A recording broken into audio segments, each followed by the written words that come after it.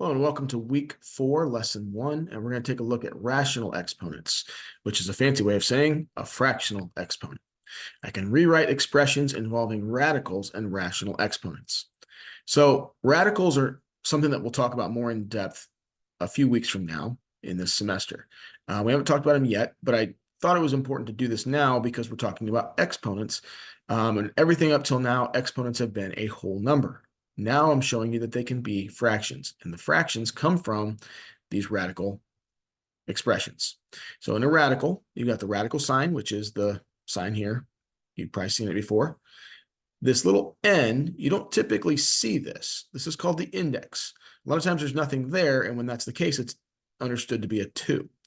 Okay, and then you got the radicand, which is the number underneath the radical sign. All right, so the square root of 25. Now you don't see an index here. There's no number.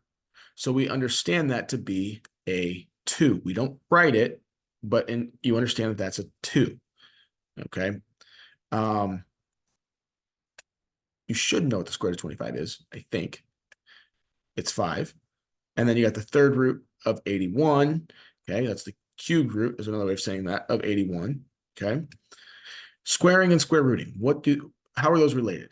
Well, if I do 5 squared, I get 25. Okay, if I do the square root of 25, that is, again, there's a 2 there.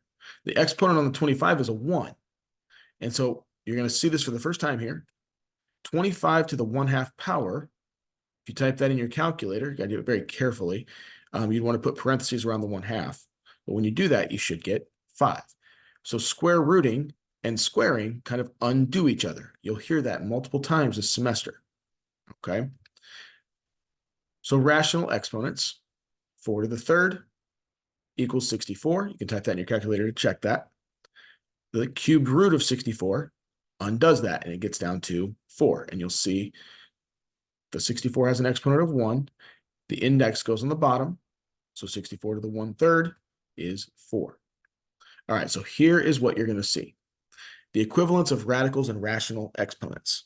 So a to the 1 over n equals, notice where the n goes. The n is the index. It goes in the denominator.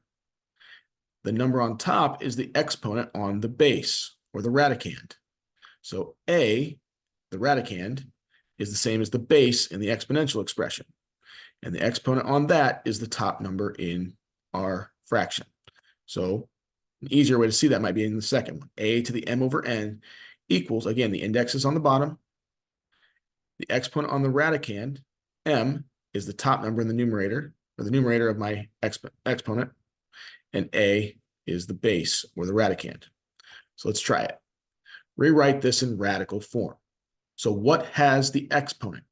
A lot of people think it's the 12a. It's actually just the a. So the 12 is actually all by itself on the outside of all of this. Then a goes under the radical. The denominator is 3, so that's the index. The 2 is the exponent on the base. So the base is a, so it's the radicand, and the 2 goes with that. So that would be in radical form. Those two things are equal. Let's go the other way. This is our final example for this lesson. The radicand is b. So I'm going to take b and make that my base. The exponent on the radicand is 3. That's the top number, and the index is the bottom number. So it's 3 over 5. All right. And so that is rewriting rational exponents using radicals and vice versa.